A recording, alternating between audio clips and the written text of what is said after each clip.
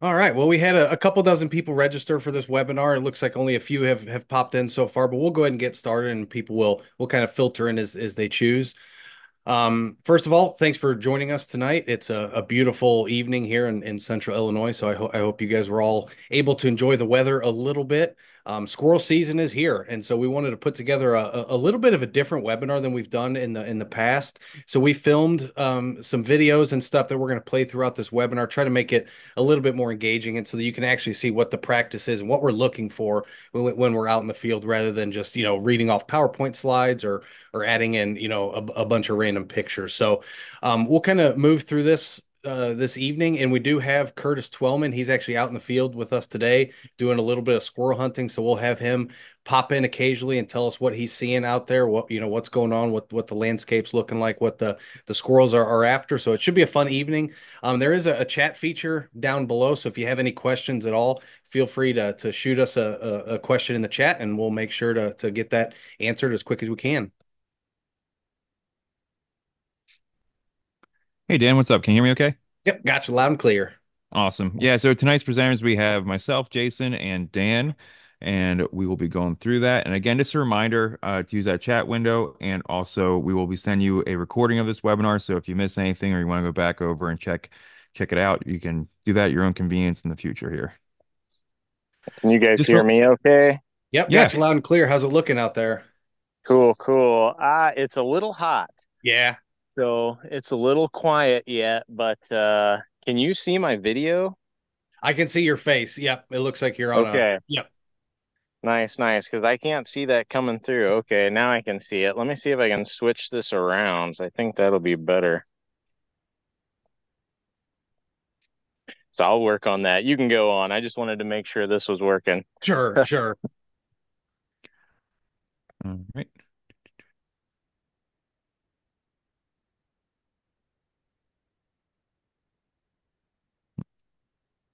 You want to share screen, Jason? Yep, getting to it. Yep. Just looking at the different options there. All right.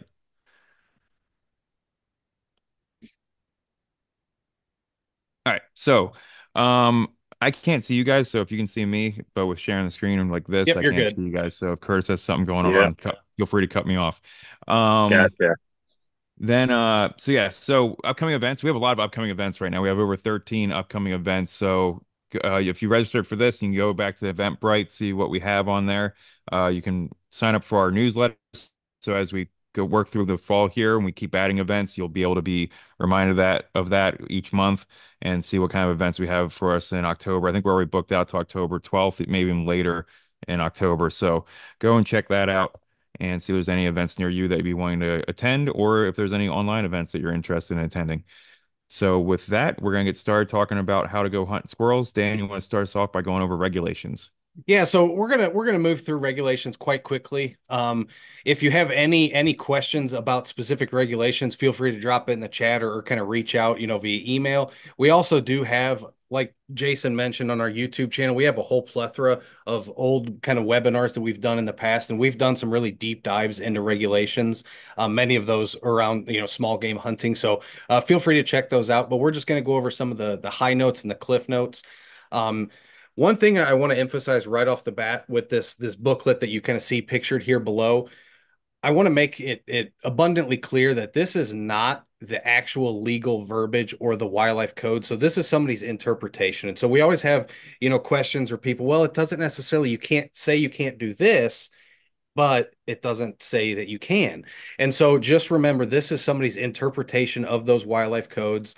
They put this document together to make it easier for us to be able to read and understand. So if you happen to think you found a loophole or, something that seems odd, you may want to check into that wildlife code just to make sure. But again, for 99.9% of hunters, this booklet is going to be kind of your bread and butter for regulations.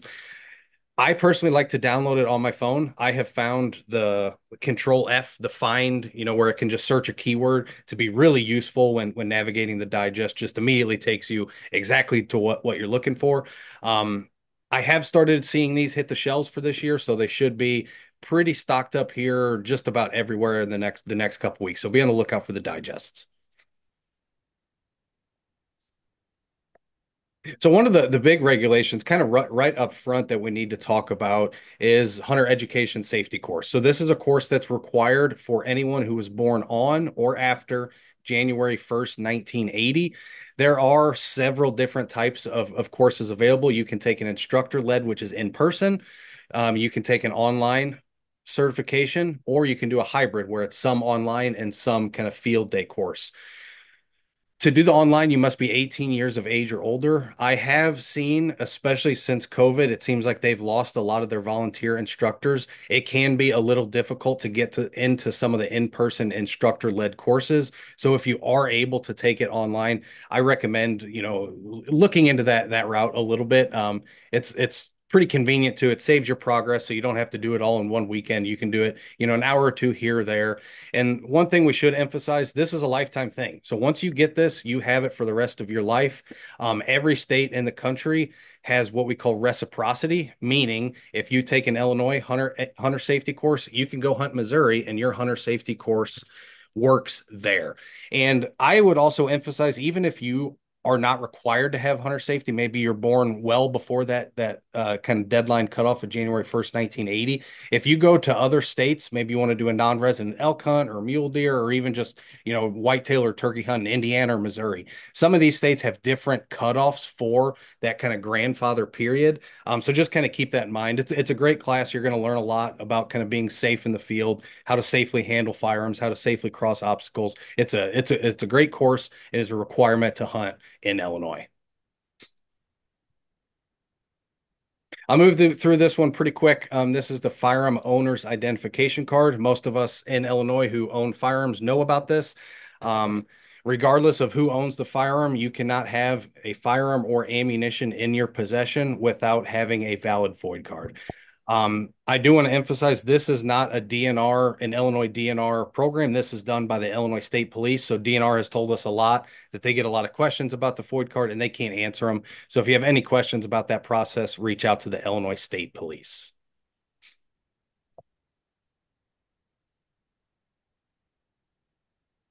All right, so now we kind of get into a little bit more of the relevant and kind of fun stuff. So there are a few credentials that you need to have to be able to legally hunt squirrels in Illinois.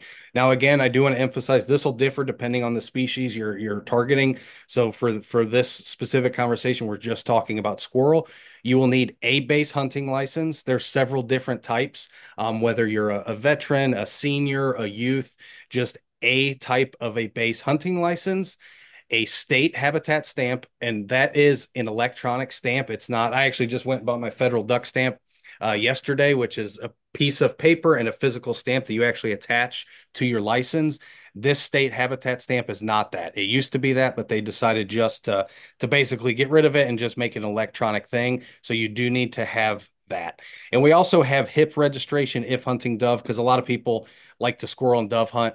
So we just want to mention dove is a migratory species. So you will need to register through HIP, which you can do at the time you purchase your license. That credential is completely free. All it does is kind of record how many migratory birds you harvested last year and ask you a couple other questions if you actively hunted migratory birds last year. So you don't need that for dove or for squirrel, but you do need it for dove. And I saw we had a question about under 18 need a FOID card while hunting with an adult who does have a FOID card.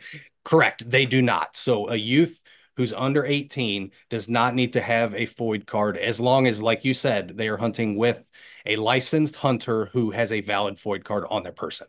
Good question. What if they split up, Dan? Would they need one then? What do you mean split up? Like if you're hunting, if like hunting with, is Technically, that if you're hunting with a youth license, that mentor, that adult should be close enough that they can always interact with the firearm at any time. So if you were to Mhm. split up, you would automatically be in violation of that youth license too. Gotcha.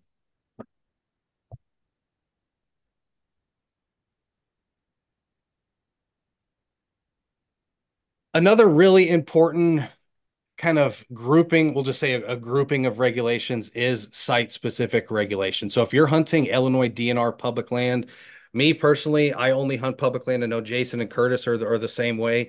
One, you get a lot more access to big chunks of land. You get to move around to different habitat types that you may not have available on a little, 30 or 40 acre parcel of land. But that does come with some adherent challenges, one of which is site specific regulations. And I will say for squirrel, these are more nuanced than I ever thought they would be when I first moved to Illinois. There will be season date that differ from the statewide season. There will be method of take restrictions that differ from the statewide season. So the statewide season for squirrel starts August 1st. There's a lot of Illinois DNR sites that on their site specific regulations, they actually say squirrel season does not start on this site until the first Tuesday after Labor Day, which luckily happened to be yesterday. So a lot of these sites are starting to open up, but always refer to these site specific regulations. The easiest way to do that is to go to the new huntillinois.org website that Illinois DNR published probably 2 or 3 years ago at this point. They've started shifting all of their hunting related materials, regulations, information over to that platform rather than that big kind of clunky DNR, .gov website that we've all kind of gotten accustomed to trying to navigate. So check out your site specific regulations. Another important thing to mention outside of season dates being changed or method of take is check in and check out procedures vary vastly on different sites. We were at a site a couple days ago where you get to print out a windshield card. So it's a free thing you just print out through DNR's website, stick in your windshield, and it says, "Hey, I'm hunting squirrels here." And that's essentially all it does. There's other sites that will have a physical kiosk that you have to go in, sign in, write your name, write your arrival time, and then after you're done hunting, come back, report how many squirrels you harvested, the time you're leaving, and sign out. That will all be specified in these site-specific regulations. So that's one thing I give DNR a lot of credit for. They do make this process somewhat easy just to find these site-specific regulations. So definitely check those out if you're hunting on Illinois DNR public lands. And you may also see this little bullet here at the bottom about non-toxic shot. So we are starting to see more and more Illinois DNR sites start to shift to require the use of non-toxic. Historically, since the early 90s, waterfowl hunters, we've always been using non-toxic again since the early 1990s. We're starting to see that pressure pick up more into the upland and some of the forest species. That again will be noted on these site-specific regulations if you are required to use non-toxic at that site.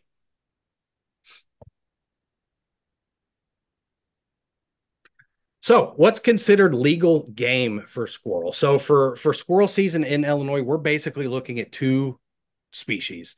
You'll see there's actually 4 species listed on here. Only 2 of those are legal to harvest during squirrel season. That would be the fox squirrel, which is the big kind of brownish reddish brother compared to the eastern gray squirrel. Now, the eastern gray squirrel certainly can have some red coloration, but they're a lot smaller than your fox squirrel compadres. Now, what I would like to emphasize, they have pretty distinct habitat differences. Personally, I've seen a lot more fox squirrels be almost like an edge species. So they really seem to like edge habitats that are near some kind of agricultural area. Where the gray squirrels, a lot of times they're going to be forest interior. They're going to be the gray squirrels are a lot of the squirrels that you're seeing, eat out of your bird feeder, run on your fence. A lot of times those are going to be your gray squirrels. I don't know if Curtis can hop on for a second, but I know he's got a pretty strong opinion on which one tastes better. So we'll see what Curtis has to say if he likes to eat the grays or the foxes. Yeah, well, if you're talking tender, like pan fried squirrel, the young tender gray squirrels are my favorite. And it could just be that most of the fox squirrels I've ever got in my life are what you would consider like Boone and Crockett fox squirrels, like the 4.5 pounders and the ones that you need to put in a crock pot for about 10 hours. And then they're okay. But I like the young tender gray squirrels, like the one I got here a couple days ago, just perfect because you can pan fry it and it just tastes like the best chicken wings you ever had. Can't argue with that. And we did want to point out, you can see in the top right of this graphic, there are some really interesting color variations that you'll run across. And you'll hear a lot of people that will call, a black squirrel they'll call it a completely different species, where in reality it's just a gray squirrel that's got a little bit more melanin than its gray brother. But I really do want to point out, especially the species at the bottom left, the red squirrel. So this is a federally protected species of squirrel. Now, you are really only going to come across this in the northern counties in Illinois, but definitely if you're hunting in those areas, keep note. If you see a squirrel that looks very small, is mostly red, and has very pointy eyes, very pointy ears, that's going to be a red squirrel, and you need to let that squirrel walk right on by.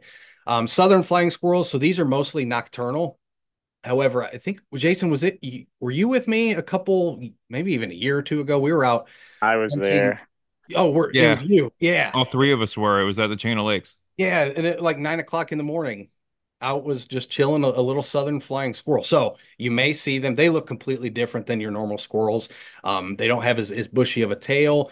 Their fur is, to me, looks a lot more sleek and kind of, it's not as puffy. It's really like tight and kind of pulled in tight to the skin. And they also have these really big skin folds between their arms, which kind of acts and allows them to glide.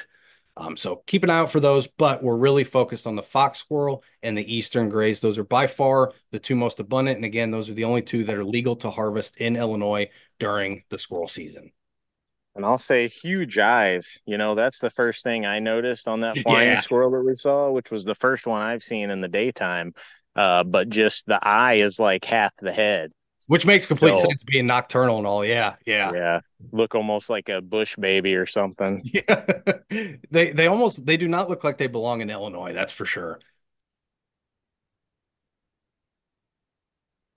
All right, so season dates, bag limits. Again, I want to emphasize check site-specific regulations. If you're hunting an Illinois DNR piece of public land, these season dates may differ. This is what we consider the statewide season, and squirrel runs from August 1st to February 15th. And if you think about that, that's a long, long time. And that's why I'm such a big proponent of squirrel hunting. Not only is it one of the first things you get to do that really kind of kicks off the hunting season, but it's also one of the last things you get to do. It's a lot of fun for me in kind of late winter. And what's really interesting about squirrel hunting, since it's so long, you get to see a plethora of different behaviors. You get to see them go from foraging very heavy to a caching behavior to a mating and breeding behavior back to a kind of a more feeding or a solitary kind of hibernation where they'll kind of wait the winter out. So you get to see some really unique changes from these animals. And so that's why I'm such a big fan of it. But again, August 1st through February 15th, legal shooting time is 30 minutes before sunrise to 30 minutes after sunset. So that gives you quite a long time to hunt squirrels. Your bag limit is 5. So that means you can harvest 5 squirrels per day. And we get a lot of questions about possession limit. So I'm basically going to say exactly what the wildlife code says. Possession ends at the time that you discard the unusable portion of the meat and the time that you consume that portion of meat. So let's say I have 10 squirrels that I've already cleaned, processed in my freezer, and I want to go squirrel hunting. Legally speaking, I need to consume some of those squirrel carcasses in my freezer because those are still in my possession before I can go out and harvest more. We do get questions about gifting. You can certainly gift game to other people, and that will remove it from your possession and it will become their possession. Now, to give somebody game, they don't need to have a hunting license or anything like that. Just normally write on the package. But we do want to emphasize that possession limit is how many you can have basically in your freezer or in your cooler in your possession that have not been consumed or discarded yet. And we should also just quickly emphasize squirrel season essentially closes during the firearm deer season in counties that have that firearm deer season. So those collar counties up in kind of the Chicagoland area that don't have a firearm deer season, squirrel season actually does continue during this kind of 7-day period. But in counties in the rest of the state where we do have a firearm deer season, squirrel season does technically close for those few days.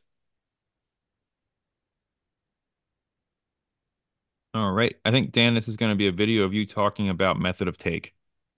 Perfect. Let's hit it. One of the main decisions when you go squirrel hunting you have to kind of make is what method of take do you want to bring? Personally, I really like a 22 there are kind of two schools of thought. I mean, the two most common are going to be a 22 rifle versus a shotgun.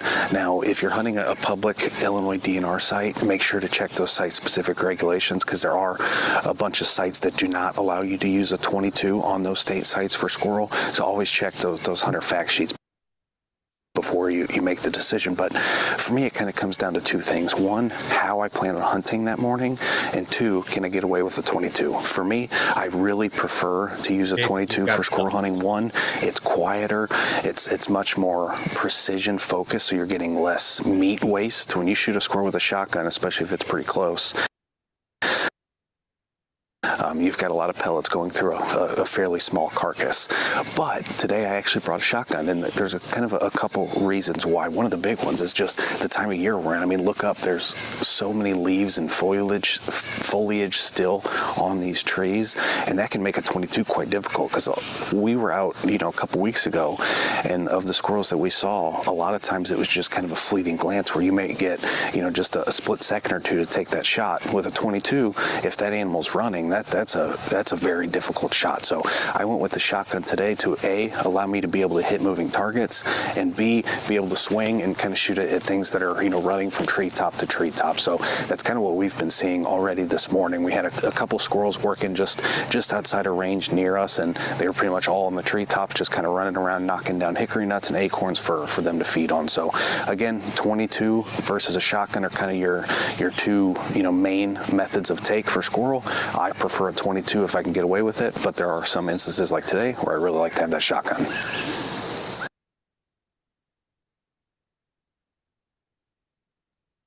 Perfect. And we did have a question on the last slide before we started that video, so I'll kind of address that real quick. Basically, the question is, if a youth hunter is with an adult, can each of them have 5 squirrels in their possession at one time? Correct. So, well, let me clarify. As long as they are a licensed hunter. So the way bag limit and possession limit works is per licensed hunter. So legally speaking, my wife and I both hunt. So technically, I could have double possession limit in my freezer because she is a licensed hunter. So that means I have 10 possession limit for squirrels, as does she. Same goes for bag limit. He would be able to, your youth would be able to harvest 5. You would be able to harvest 5. Again, assuming you guys had the proper licenses. Yes, good question.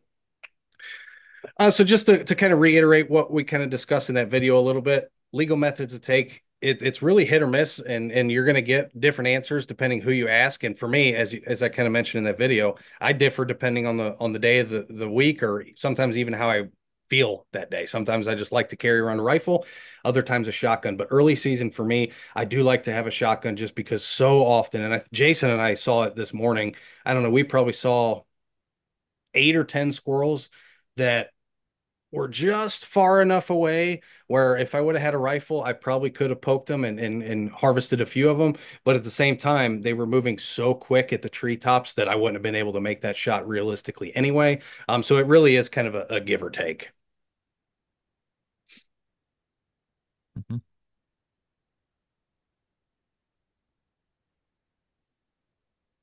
So a couple other really specific regulations about shotguns. We just want to mention these because there's something that we get a lot of questions about, especially with the gauge of shotguns. What I would recommend personally for squirrel is anything between a 12 and a 410. So you can pretty much see you're basically looking at that entire list other than a 10 gauge. 10 gauge, that's a little big for a squirrel. There may not be much left of that squirrel. It may turn into ground squirrel by the time it hits the ground.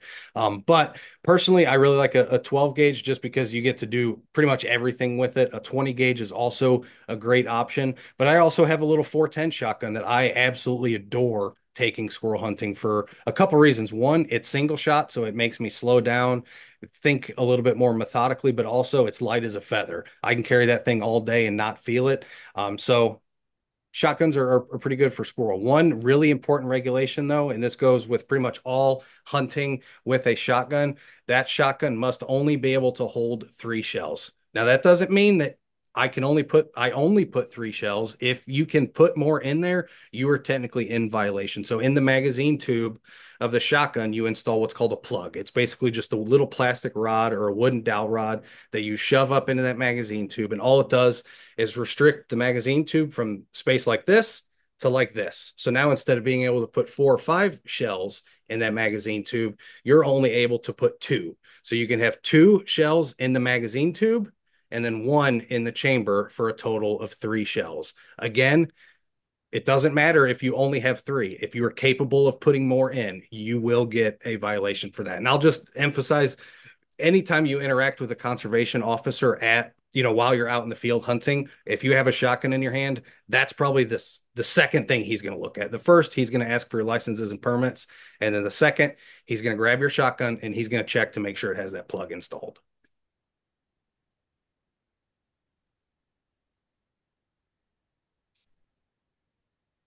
Oh, this is the best part about squirrel hunting. It doesn't take much, does it, Jason? No, nope. We were basically out there with the shotguns today and camouflage.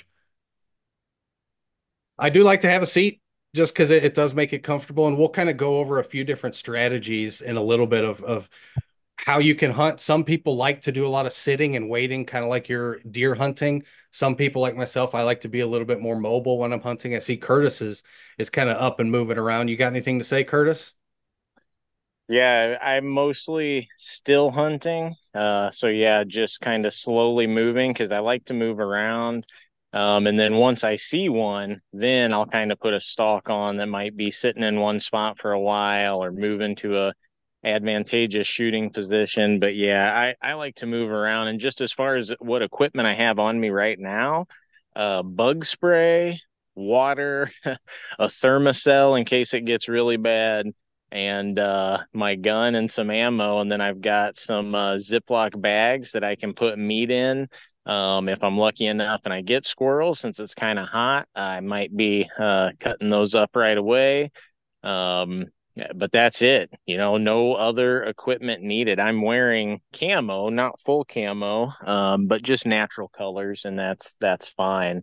I'm exploring a new piece of woods right now. I'm not seeing a lot. It's right now. I'm noticing, at least around the St. Louis area, the squirrels are really hitting hickories hard. So much to the point that I'm just walking around looking for hickories, and that's where I'm going to hunt. So far, I haven't found them, and I haven't found fresh evidence of feeding either. So the squirrels are where the hickories are, where I am. That's for sure. Perfect. And we had a question. I'll kind of throw the second part of the question to you here in a second, Curtis. But what size shot do you prefer for 12 gauge? And also, are you required to wear blaze orange vest or hat? Good. Both great questions. To the second part about wearing blaze orange, we are not required to wear blaze orange while squirrel hunting.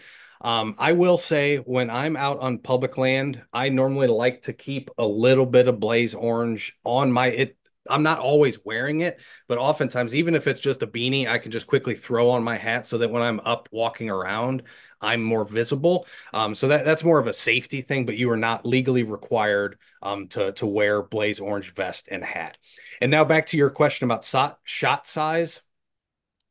A couple thoughts. One of the big ones is, do you plan on using lead shot or steel shot? Because there is a pretty big difference between the two. They're much different metals. Lead is a lot more dense, it's heavier, where steel is lighter, but it's a lot harder. And so they do perform vastly different. My personal preference, I just like to use a lot of times what I kind of have a lot of. And lately that's been a lot of number 7 steel shot.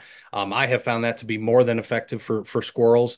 It's not too big a shot size that I'm just destroying the entire carcass, but it's big enough that, at least for me, it's very easy to find and get those individual BBs out of that carcass while I'm cleaning it and skinning it and stuff without having to bite down. Because I will say, if you've bitten down on lead before, you're probably like, okay, that kind of hurt, right?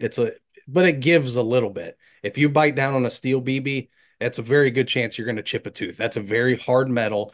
Now the big school of thumb is you want to move up 2 shot sizes to be equivalent. So let's say you're shooting a lead shot.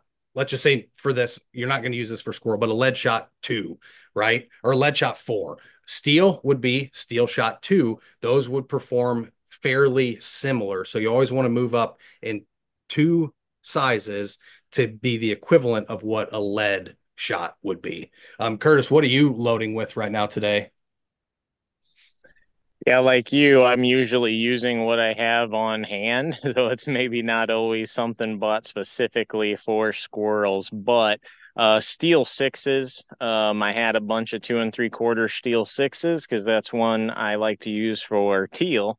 So that's what I had around, and so that's what I'm using today. But I know in areas where you can use lead, I wouldn't shy about using like even up to a size 4, and just really focus on taking shots that are a little bit further away. Because if you focus on a little bit further away shots with a larger shot size, you might be only hitting that animal with 1 or 2 pellets. For me, that's a little preferable rather than powdering them with a small shot size nearby, because then you're just dealing with a lot of BB. Yeah, So yeah. 22 in a perfect world, but obviously I've got my shotgun with me today. And actually, is my screen pointing forward or backward? Forward. Okay, I'll show, like, here's like a rated cache right by this log. Can you see that? Yeah, Jason, can you make his video bigger real quick? Yep. So not seeing a lot of activity, but obviously squirrels well known to cache food. This is a rated cache, so we see it's fresh because it's not full of leaves. Squirrel buried something. He got hungry. He came back and he dug it up. Another thing that I'm always looking for is you see these laying down logs. When squirrels are actively feeding in an area, you're going to find remnants of whatever they're eating is going to be on these logs because they like to sit on that log. It's a good place where they can look for predators, and there's going to be bits, and you're going to know exactly what that squirrel's eating, and you're going to know where they're eating. So notice right now around me, the squirrels are not feeding right here. Where I was a couple days ago, every log I looked at had shells of hickory nuts on it. But unfortunately, that place I had zero service, so I could not hunt there today. So today I'm in an area with service, but without squirrels. Always So it something would in appear. there. But while you Yeah. got the camera big, I'll show the shells I'm using. Again, it's just because I have a lot of these for dove hunting. If you've never been dove hunting, you're going to use a lot of shells, and so you have a lot of shells in stock usually. And so I just find other uses for them. Like this year, I didn't draw a dove permit, so I haven't had a dove shoot yet. So I'm just kind of using those as a really good score round. They work just fine.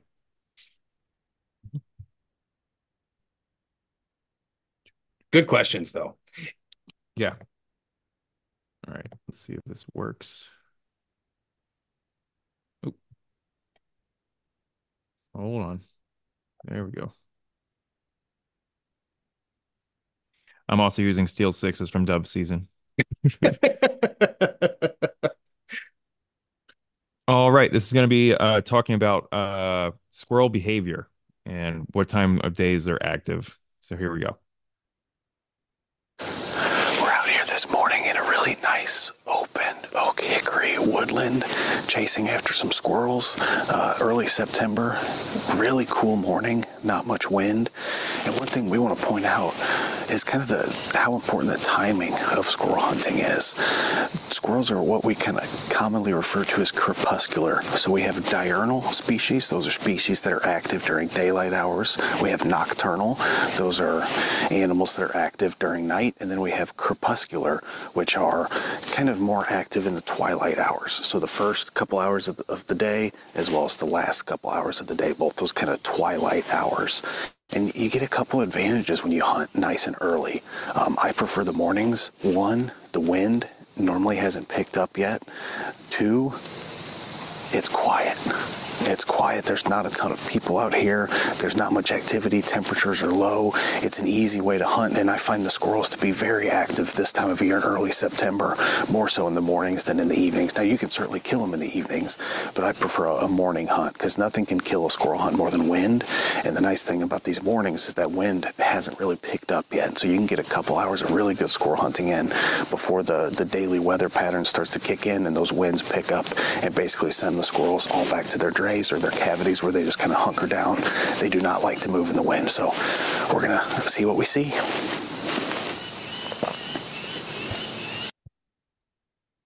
I do kind of want to re-emphasize something I should have expanded on a little bit in that clip, and that's really why squirrels aren't active in the wind.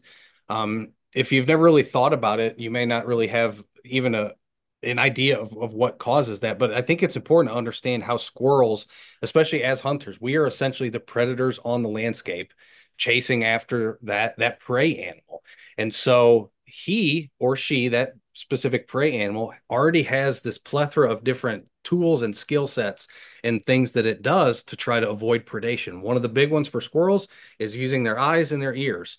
If everything around is moving, everything is moving, it is very hard to pick up on a predator walking through the landscape. So they really rely on motion to be able to detect a predator. And if everything else is moving, it makes it very difficult. So you'll hear a lot of people say, kind of like I did in that video, nothing kills a squirrel hunt more than the wind. There are some days where I will plan on going squirrel hunting. I will wake up and it's already gusting 10 or 15. And I know, in the next hour or two, it's going to be 25 to 30. Usually I'm just going to go back to sleep. Usually that tells me those squirrels are going to be very hard to find. And if you do find them, they're not going to be moving far. Now, that doesn't mean to say you can't find squirrels in the wind. If you do want to go out on a windy day, the best advice I can get is try to find either a bottomland area that's somewhat wind protected or on the backside, the leeward side of a slope. So if you have a slope and the wind is hitting this way, back down here, there's not going to be much wind. And so you'll often find some wildlife activity on kind of the leeward side of slopes that are protected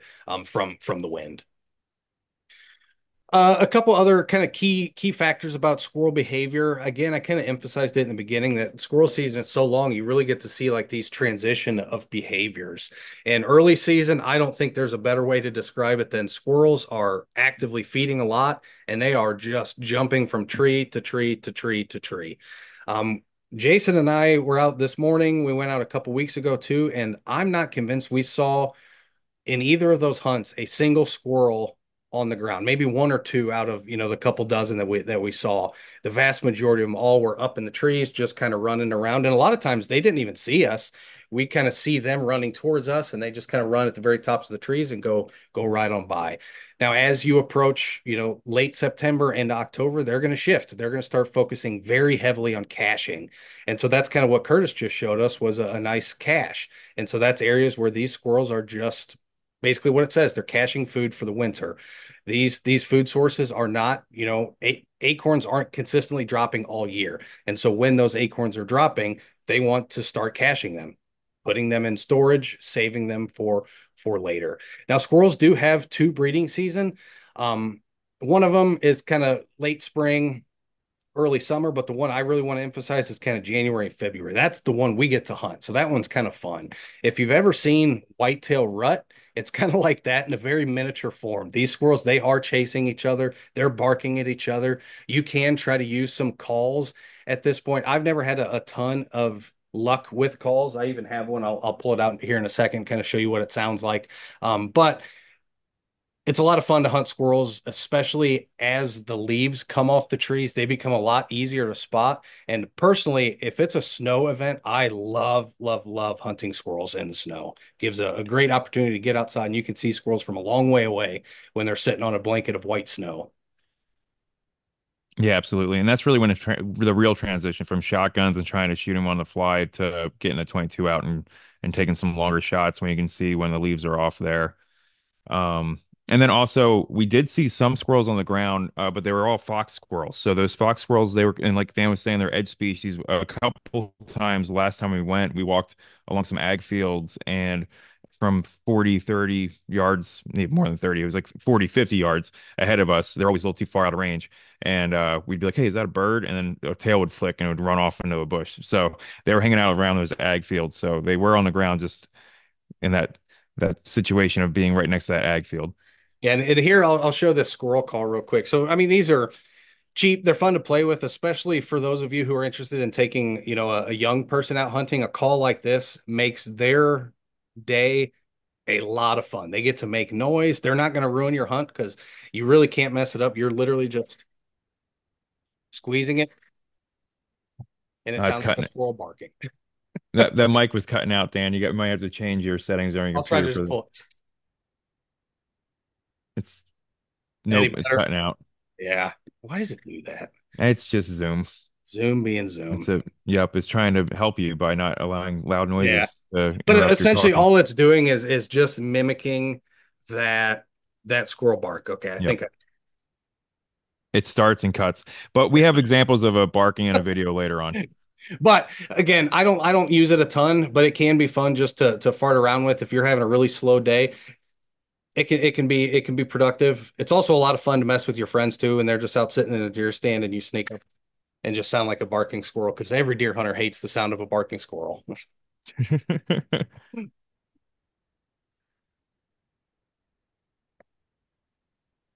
All right. Who are here? All right. This is gonna. Did we listen to this yet? Not yet. Okay. So here is you talking about more concluding on kind of squirrel habitat a little bit here.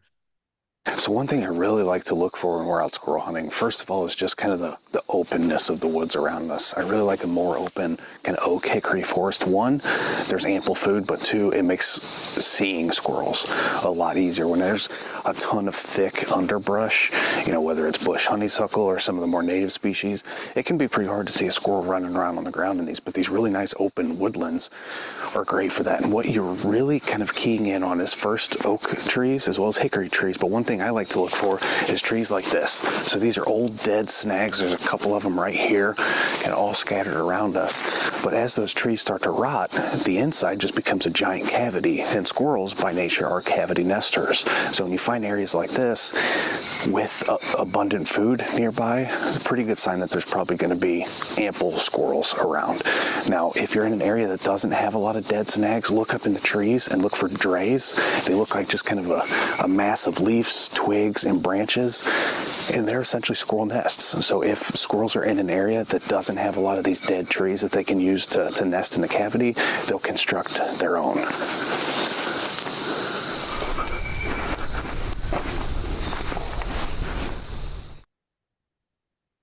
So one thing I really like. And I don't think there's a better sign out there. I like to call it like a 80 mile per hour sign. If there's a specific piece of wildlife sign that you can see going down the interstate at 60 or 80 miles an hour, that's a pretty darn good piece of sign because you can spot it easily, quickly from a long ways away. And drays are certainly that, especially as we get into November and we start to have some leaf fall off and the canopy starts to really open up. You'll see drays left, right, and center, especially when you start developing kind of that search image in your head of what a dray looks like. You'll see them literally everywhere. Now, one thing I do want to emphasize is when you're out hunting, it is very common. I mean, we even ran into it like 4 or 5 times today where you spot a squirrel and you start going after it, and oh, where did it go? Probably in a dray or in a cavity. Please do not shoot at a squirrel that is sitting in a dray or a cavity. Make sure that that squirrel is completely out of that hole or out of that dray. And the big reason why is one, we want to recover the animals that we harvest. We want to eat them, right? And if you shoot a squirrel that's in a dray, yeah, you may kill it, you may harvest it, but it's just going to sit up there and rot. So try to let them come out of the dray. And one really good tactic, if you run into a situation like that, you can either A, wait. If you wait 20 to 25 minutes, you hunker down, you get quiet, you get still, chances are that squirrel is going to start to get a little comfortable and it may start to venture out and go back to the same activity it was doing prior. What I'm more a big fan of is I will just make a mental note of that. And on my way circling back to the truck or the car, I will walk by that same area again and see if it's out doing its thing again. So a couple different options there, but please do not shoot a squirrel that's actively in a cavity or actively in that dray. Yeah, we've had a lot of luck with that in the past. There's some spots right next to some parking lots that we leave from, and we kick squirrels out of there on our way in, especially since they probably hear us parking and everything else. And then on the way out, we come out as tactful as possible, and we usually can jump one or two that's in the big dead tree next to the parking lot there. Yeah, it works out So well. It yeah, works out great when you have two people too, and we'll kind of explain that in a couple other slides. But this is one of the probably the most important things to take note of while you're out there looking for a good squirrel hunting area. And what I should emphasize is a lot of times a good deer hunting area is going to be a pretty darn good squirrel area, especially if the deer are in there because they're feeding on acorns. Chances are there's going to be squirrels in there doing the exact same thing. So I'm looking for a lot of acorns on the ground and hickory nuts, like Curtis mentioned. Those are cream of the crop right now. These pictures are actually switched, so the hickory nuts are actually B. Here, what we're seeing, but you'll see them scattered all across the forest floor. And what you really want to look for is, yes, it's great to just see an abundance of acorns or of hickory nuts. But what I like to look for is I'll get down and pick a few up. Am I seeing chew marks on those? Am I seeing evidence of where they're trying to split open the hull of that hickory nut to expose the nut inside to actually consume? When I start finding that sign that shows active feeding, that's personally when I get really fired up, because that lets me know, okay, not only is there abundant food here, but there's actually something currently eating on these. Yeah, and that goes back to looking in those looking on logs too. Good place to Yeah. find what they're eating on. And it's a good time to bring up that there's a seasonality to that stuff that is predictable. It's like if you look outside every May, you'll see all the squirrels are in maples all May. They're only in maples. And then for about a 2 week period that's starting, well, it's getting about over in the St. Louis area, but probably around Champagne's just starting is the hickory nuts. And the hickory nuts are the first mass crop that the squirrels are going for. So as far as concentrating them, I don't think there's any better time than right now, because it's before the acorns and walnuts are really ready. But the hickory nuts are out in force. And I mean, a tree that was almost full of nuts about 10 days ago on our private property, when I was there 2 days ago, I couldn't find a single one left. So they've eaten it out of house and home. Walnuts will be next, and then acorns. Wow. And field corn too. There is one particular time, I think we're past it, but where field corn it's soft and sweet, and yeah, the squirrels will raid it pretty hardcore at that time, as does everything, but I think it's already hardened up now. Yeah, I would bet. Now, we even saw. I didn't take a huge note of it just because it was only a few, but it certainly looked like a few squirrels have been pulling off some corn cobs and carrying them back into the woods. Awesome. Hmm. Yep. And then just all this, we've been talking about their food resources and everything, and just use all that information to help you find scouting and look for those chewing areas and the drays and the canopy, as well as their tracks. And it is something with their tracks, their front feet, because they hop is similar. So you've seen a squirrel jump before or crawl across the ground. So it's unassuming, but the front feet are in the back compared to the hind feet, depending on when you're looking at the track. It's fun. Yeah, and I know Curtis has kind of emphasized it twice already. I just want to emphasize it one more time, how important these stupid horizontal logs are to squirrels. Like even when we were out walking around today, every time we saw one, we're like, oh, there's a good lay down. And we instantly walked over, looked for evidence of it's night and day how often they just perch on a little horizontal log, sit there, eat a little bit, go grab another nut, come back, do the same thing. And if you can find evidence of that, you're in a really good spot. So when we're out squirrel hunting, this is the kind of stuff I'm looking for. I want to see evidence that these squirrels are cutting, that they're eating. And so when you're walking around, don't only look up at the trees, also look at the ground. It's going to tell you a lot about what the squirrels are doing in that area. So there's that. And then we also looked at and found some large oak trees this morning too. So when we talk about finding really nice white oaks for squirrel hunting, these are the types of trees we're talking about.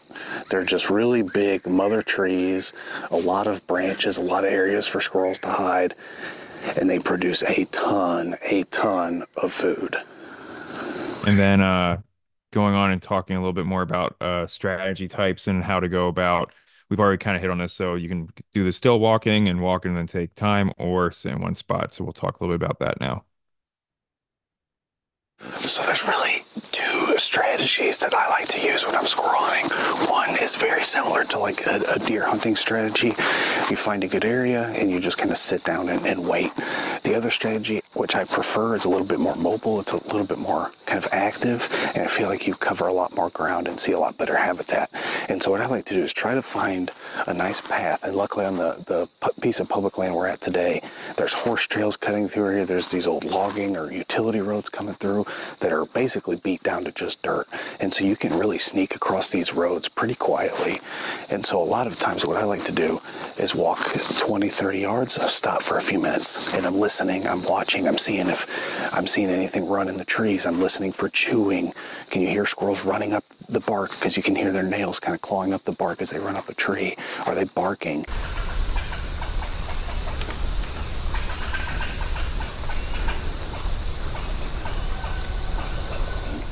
And so the whole time I'm out here, I'm always listening and listening and listening. But that's kind of my favorite strategy, is to walk 20 or 30 yards, stop for a few minutes, listen. If I don't hear anything, same thing over and over and over. And if I get to an area where I start to hear multiple squirrels, that's when I may plop down to sit for 20, 30 minutes and just kind of see what happens.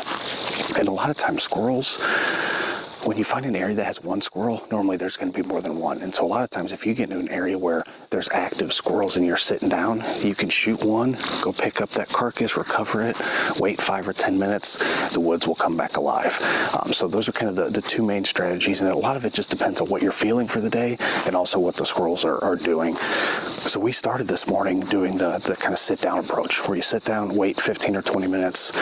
We heard a couple squirrels. We saw some kind of off in the distance outside of our range, but we weren't seeing the level of squirrels that we thought we should.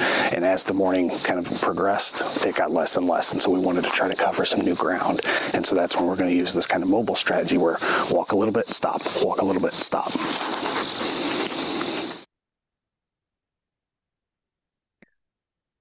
So yeah, so there's he did a very good job of summarizing it right there. So we have it broken down into these are old PowerPoint slides that we had before we had that video. But basically you do that. So I like sitting. I'm a sitter. So I would go and sit because I feel like whenever I'm deer hunting and I'm sitting, I see squirrels. So I like to go and find a good spot and sit, and I'll wait a little bit longer than some other folks. And I've had success doing that before because while I'm deer hunting, I see squirrels constantly. So I know I'd at least get a couple. But it is this time of year, I'm also out there trying to scout as well. So we went down past this morning when we went out, and we went down some areas that we hadn't even been down before. And so we're still exploring the public land that we have because it's so large. So again, just sit down. You want to be in camouflage, be still, and let the woods come to you. And you can take shots when you get them, or as the fellows like to do, they like to get up and be mobile and just go and make sure keep an eye out for any of that squirrel sign that we've been talking about this whole time, and also stop and listen and see if anything's out moving around. A lot of times I see stuff that's moving. It's really rare to see something that is sitting on a branch. But usually if they're moving, but you can see better if you're still and looking slowly and they move first. So that's how your eyes pick up that movement. So make sure you're stopping and not just walking at a constant pace. And I want to reemphasize just in case it wasn't very clear in that video, how important it is to use all your senses. So much of when I first, when I got into squirrel hunting at a very young age, it was just walking around. Oh, look, let's look for squirrels. There's so much more to it. Like Jason and Curtis and I have kind of said, we're looking for movement. A lot of time, all the squirrels we saw today, I think we saw tree branches move before we ever saw the actual animal itself. And so we're looking for that. We're looking at the ground, looking for evidence of chewing and caching and just evidence of food. But your ears, I think, are the most critical tool for any squirrel hunter. I don't know how many times squirrels have given away their position by just climbing up a tree or by just sitting there eating on a nut. It's a very loud sound. We tried to capture it today, but just couldn't get a good enough one that was close enough. But it's a very descript sound, and you'll know it once you see a squirrel do. You're like, oh, I've heard that a lot. Now I know that's a squirrel sitting there cutting. And essentially all it's doing is eating that nut. But pay attention to the sound of their claws as they go up a tree. It's a very specific sound. And a lot of times that's the stuff to me that gives away a squirrel more than, oh, I see a squirrel sitting on that branch. That for me, that doesn't happen very often. It's usually these kind of tertiary things that let me know, okay, there's a squirrel somewhere in here. And then you start to kind of hyper focus, and then you may see that individual squirrel. So use all your senses, be patient. And one thing that is my favorite part of squirrel hunting. I like to hunt in pairs. I like to hunt with other people, especially for squirrel hunting. And a lot of it is because when you come across a squirrel and you see it and you try to make a play, you try to go, maybe sneak in or try to get close enough for a shot. 9 times out of 10, it's going to run up a tree, run to the backside. Let's say this is your tree. He's going to run up to the backside of that tree and he's going to go flat, either on the backside of the tree or on a horizontal branch. And he's going to flatten out his entire body, and I guarantee it, you will not be able to see that squirrel until he moves. But when you're hunting in pairs, what you can do is have one person at the front of the tree, slowly have the other person start to circle around the backside. Again, you want to be in constant communication, whispering back and forth, making sure your muzzle's in a safe direction at all times. As that second person starts to come around the back of the tree, 9 times out of 10, that squirrel's going to notice that, and that may cause that squirrel to come out to the front, and then boom, the person in the front has now got a clean shot at that squirrel. Where if you're alone, I've been in the situation, you're sitting there, you spin around the tree and you just catch a tail as it goes around, and it's just sitting there running around the tree as you're chasing it. So it can be a little frustrating, but having two people makes that a great strategy to do what I like to call just kind of a ring around the tree. Works out very, very well. Hmm. Yeah, we have a For video of sure. us doing that this morning too. Go ahead, Curtis. Yeah, just gonna say, echo those comments that like probably 95% of the squirrel this time of year, probably 99% of the squirrels I've ever got in my life, I've heard first and then saw.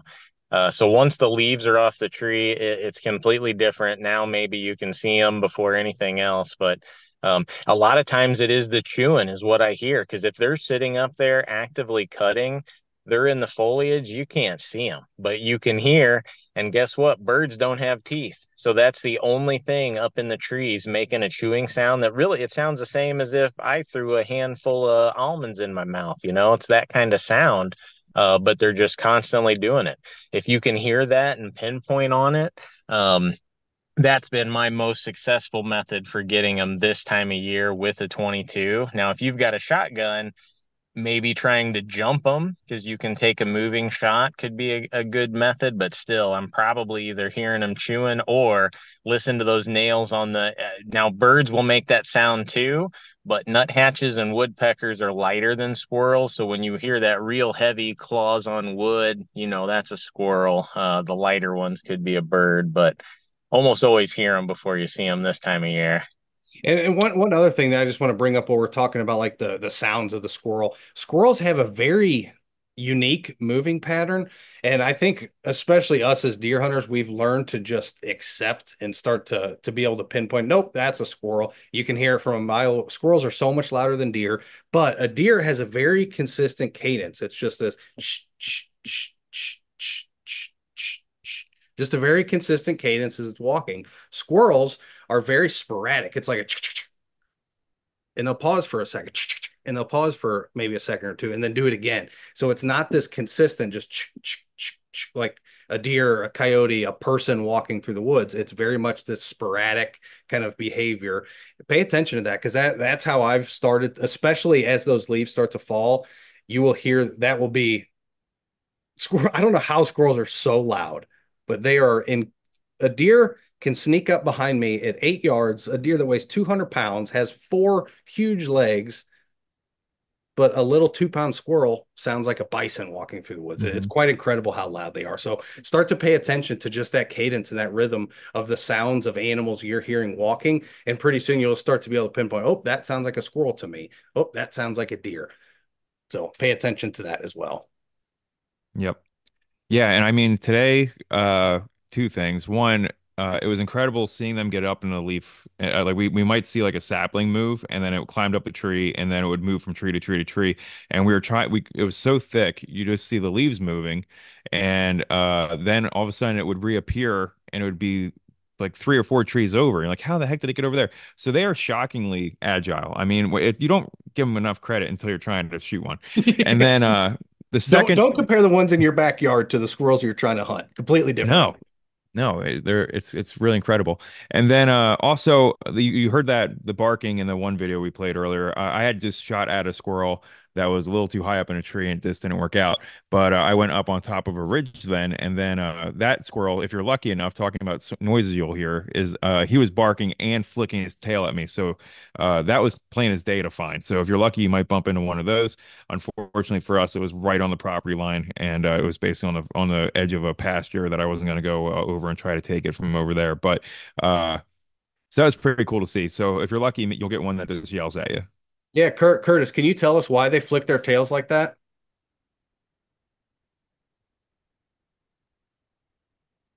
Yeah, can you hear me? Yep, we got Yep.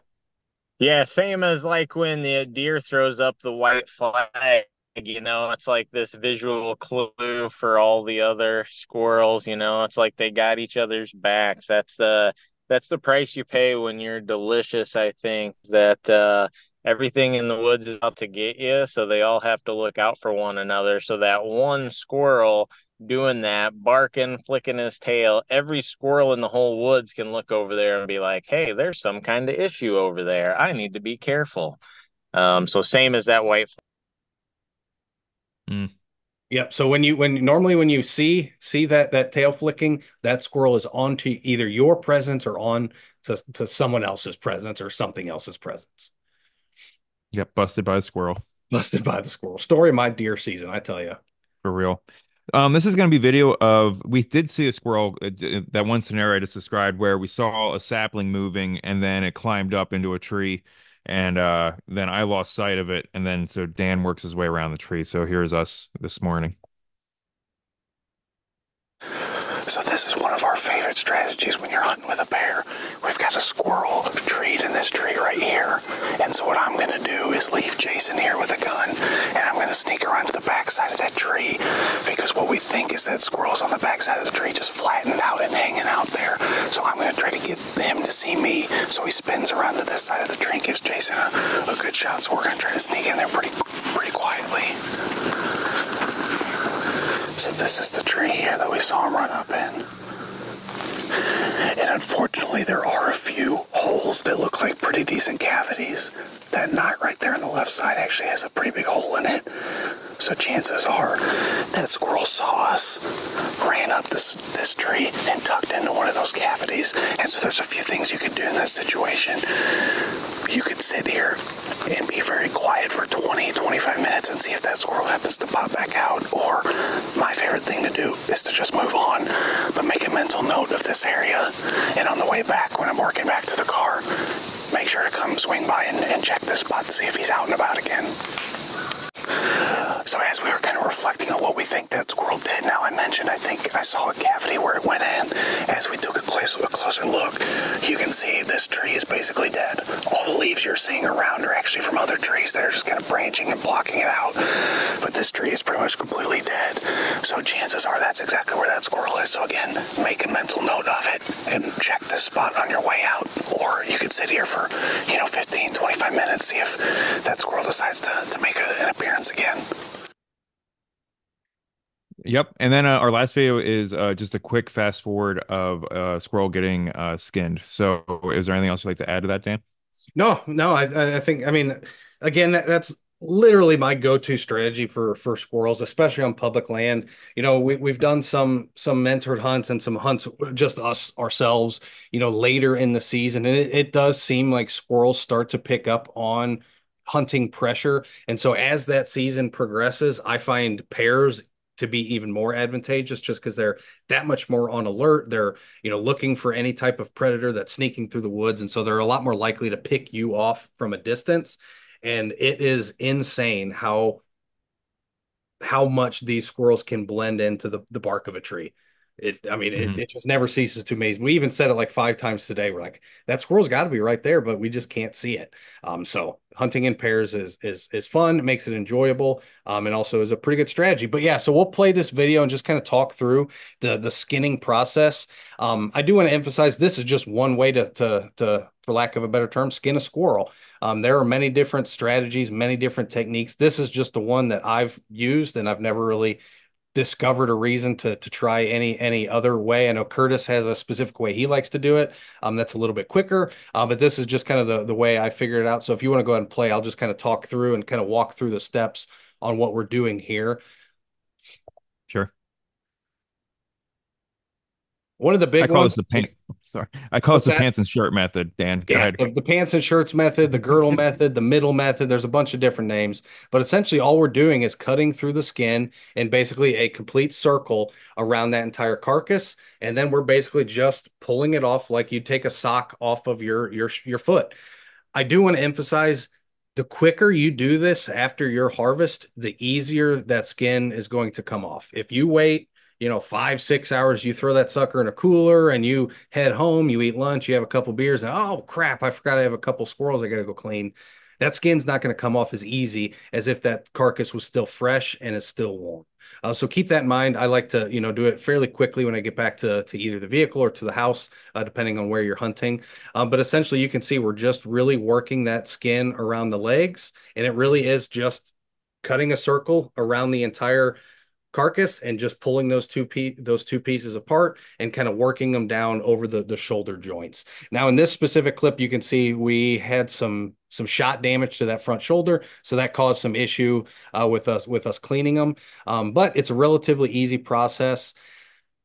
Now we didn't, and I can't believe we forgot to film this part, film the field dressing portion where you're actually getting the guts and intestines out. It really is quite simple. You're essentially the skin, especially after you get the outer skin off, just some of that connective tissue that's holding that all those intestines and organs in is very thin. And you can essentially just use your finger, reach in there, and all you're doing is grabbing all that stuff that's inside the chest cavity and the stomach cavity and getting that away from the carcass. One thing I like to do, especially when I'm squirrel hunting like this time of year, so I had a cooler with me. I like to be able to cool those carcasses off as quick as possible. If it's getting anywhere in the 60s or 70s, I'm going to have some kind of cooler with me in the car. So when I get back, I can at least start that cooling process, get that meat, cooled down. Because for me, I have to drive about 45 minutes to our public land, and so by the time you walk back to the truck, that's maybe 30 minutes. By the time you get undressed and hit the road, that's another 15. And then by the time you get all the way home, it may be, 2 hours since you shot that specific squirrel. So I like to get them pretty cooled off really quick. And once you get to that point of the process, you get the entire animal skinned. It's really simple. Then you're just kind of deciding how you want to utilize that game. Whether you want to cook it in a stew. If you want to cook it in a stew, just go ahead and wash all that. If there's any hair, any fecal material, get all that blood off the carcass. Go ahead and cut off the feet, and then you can just throw that in a pot and start to slow cook it. All that meat's going to fall right off the bone. That you're going to basically make your own broth just by boiling some of those bones. Makes a really nice dish. But if you want to just pan fry it, you can go ahead and cut it up into quarters. And all you're doing there is basically removing the two front legs and the two back legs by the joints and dust them in flour, whatever your favorite seasoning is, and drop them in a little bit of oil. And they cook up quick, quick, quick, quick. Yeah, I would say it's the closest wild game to chicken, as they always say. It really is. You can make like basically buffalo wings with them. Yeah, honestly, it's for me, it's probably like a top three. So for me, it's duck, mallard, especially is going to be probably number one, closely followed by venison. I'm a big venison fan, and squirrel is probably next, honestly. Hmm. And it's I it's one think. of those things too. We always make my family has a big New Year's Eve party where we have a bunch of friends and family come over back home in Missouri. So we always travel for that. And squirrel is one of those things that if you can serve to somebody who's never experienced eating wild game, it will literally blow their mind. So I like to just make different kinds of dips and try to make that squirrel go very far and kind of little appetizer dishes so a lot of people can get a taste. And the Mhm. amount of people that then get to go home and tell people, I ate squirrel, it's a good story and it kind of gets them involved a little bit and you get to tell the story of the hunt. So I'm a big fan of sharing squirrel meat just because it's something that not a lot of people think about eating. Yeah, yeah, for sure. Yeah, I think my mom's go-to back when we were kids was chicken pot, squirrel pot pie. Ah, that, So that's that a was a good good thing to put for in. me. Yeah, Squirrel and dumplings is probably my favorite way to cook it, but I'm a hmm. big dumplings guy. So Yeah, squirrel gets very little love, but it's yeah, really good in the kitchen, really good in the kitchen. And just my method of peeling, just to talk about it, I was couldn't talk when you were in that part, but I start at the tail and cut through the tailbone, and just that's my one cut, and I pull it off there. And the reason I do that is that's easier for me to do in the field, anywhere. I don't need a table because I've got kind of that tail to hold on to. Also, because I'm a trapper, that's how I'm used to peeling everything. So it's muscle memory. I'm quick with it. Um, some people don't like it because since the cut is in the back, you've got more hair on the back. But I say since you ring all the way around the squirrel with the midsection method, you're cutting more hide, so you're Yes. getting more hair total on the squirrel. So I don't know. Both methods work for sure, but there's no way you can mess it up. So just start cutting, and as long as you get the meat out in a way you can eat it, hey, it's mission accomplished. It doesn't have to look pretty. Yep. There you And go. I'll say one thing I've started doing. I think we've actually done a few webinars on it in the past, especially during COVID times. I like to save a lot of my squirrel tails. If you're an angler, you like to fish, whether it's fly fishing, crappie fishing, you can make a lot of really cool lures using different feathers and different furs from species you hunt. Squirrel tail is one of those that is kind of world renowned for how often it's used in fishing lures. There's actually a company called MEPS. They make little blue fox type spinner things, and you can actually send them your squirrel tails. They use squirrel tails religiously in a lot of their fishing lures. And so I've started tying little, very inexpensive, very ugly crappie jigs, but with a little squirrel tail, they get that nice little action, and they work quite well. So it's cool just to again kind of round out that whole circle. Use every little part of that animal that you can. It goes a long way. All right. Well, that concludes our webinar. If anyone has any questions, they can ask us real quick now. Yeah, we'll hang out for another 5 minutes or so and answer any questions. But if not, thanks. Yep. While we're Feel waiting for free. those questions to come in, one other thing I'll throw out with a 22, I think the biggest skill is trying to figure out how to steady yourself.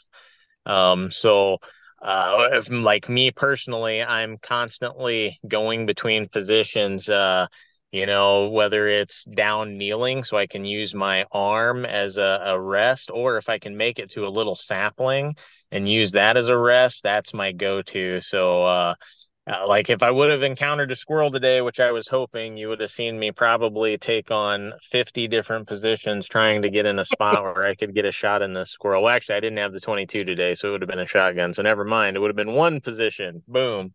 Um, Now, but are with you the a scope 22, guy on your it's more 22, interesting. Curtis? What's that? Are you a scope guy on your 22? Yeah, yeah, I'm used to it. So yeah, more distance with that, but Sure. not to say I wouldn't be opposed to doing it without. I always love throwing it back and doing something old school every once in a while. But Yeah. I'm a big uh, fan of iron sights on a 22. I have a ton of fun with that. I was just curious more than anything. yeah, no, if I got my scope on my 22 because I don't want to miss. Now, do you give much thought to your kind of bullet selection for 22? Personally, I don't. I don't give a ton of thought to that. No, and just basically out of necessity because I mean, it's harder to find. If a perfect world, sure, I would have all copper 22 long rifle that all shoot great. But guess what? It's not a perfect world. Non-toxic 22 is really hard to find. So yeah, it's generally like whatever I have. That's what I'm bringing. I like it. But yeah, luckily I was right on. That squirrel I got here a couple days ago, yeah, base of the skull, perfect shot. You really can't argue with that, can you? I mean, that's why I like the 22. You know, there's no meat damage. There's nothing. You don't have to cut off any damage at all. It's just a it looks like a grocery store specimen if your grocery store happened to have squirrels. There you go. Looks like Jedediah is going to be coming out with us on Saturday for the Deer 101 workshop. So that's going to be cool to see them there. And then also, Joe was wondering, do you guys have any single shot 410s that you run? And yeah, do you know of any that you like? What's yours, Dan? You got the New England?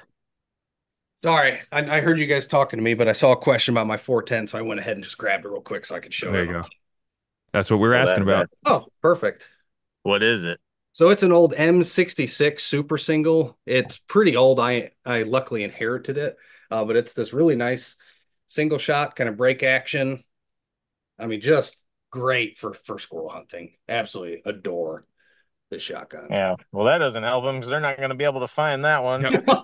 But I will say there was a new regulation that just passed, what was it, a couple weeks ago, that Yeah, basically for the now you can use, turkeys. yeah, 410s for squirrel. So I think we're going to start seeing No, for turkey. or for turkey, yeah, obviously for squirrels, but for turkey. So now I'm thinking we're going to start to see a little bit more emphasis put on some 410s, which I'm very excited about. But yeah, this was manufactured by Ithaca out of New York. Really fantastic shotgun. A lot of fun. Let me Yeah, and see I if I know get this like the number. New England Partner is a very popular gun that you can still find that's inexpensive, that's similar to that. And then I think also Charles Daly makes one that's Yeah. similar to that. They might even have like a pump 410 that would be a pretty nifty little thing. So there's some cool little 410s out there. And especially like Dan said, now that you can use that as your specified turkey gun, watch out, because what's not to love about that? A turkey gun that weighs like 2 pounds. I mean, I'm all for it.